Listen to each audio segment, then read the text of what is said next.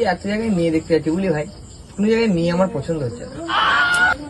তোর মেয়ে পছন্দ হচ্ছে না, মেয়েগুলো তোকে পছন্দ করছে না? তো দোস্ত है দুশ্মন বে। अब ये कौन है बे? ওই তো নাসির ভাই বসে আছে, ওর কাছে একবার যাই, একটা সুখবর বলছি। নাসির ভাই তোমার লাগে একটা সুখবর আছে। হ্যাঁ কি ভাই, কি ভাই বলো। তোমার লাগে একটা মেয়ে দেখেছি, ভালো বিশাল দেখতে। তোকে বলছি, তুই আমার কথা বিশ্বাস করছিস না তো? বলছি মেয়ের বাপদের লাইন লেগে গেছে সকালবেলা আমাদের ঘরে, সকালে উঠেই দেখছি 8-10 জন দাঁড়িয়ে আছে। তো কি এমন কাজ শুরু করেছিস, কি এমন কাজে ঢুকেছিস যে লাইন লেগে যেছে বলছি?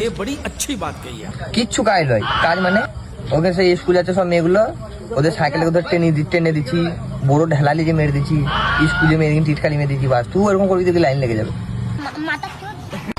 ভাই তুই যে কথাটা বললি আমার বিরাট উপকার করলি। কেনে কেনে কেনে ভাই?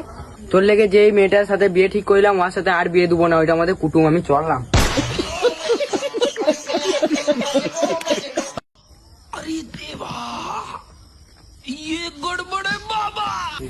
নাসির ভাই আজকে তুমি যে মেয়েটাকে টিটকারি মেলা, ওর বাপ দাদা তোমাদের ঘরে বসে আছে, আর তোমার বাপ দাদা কাটিয়ে ধার করছে।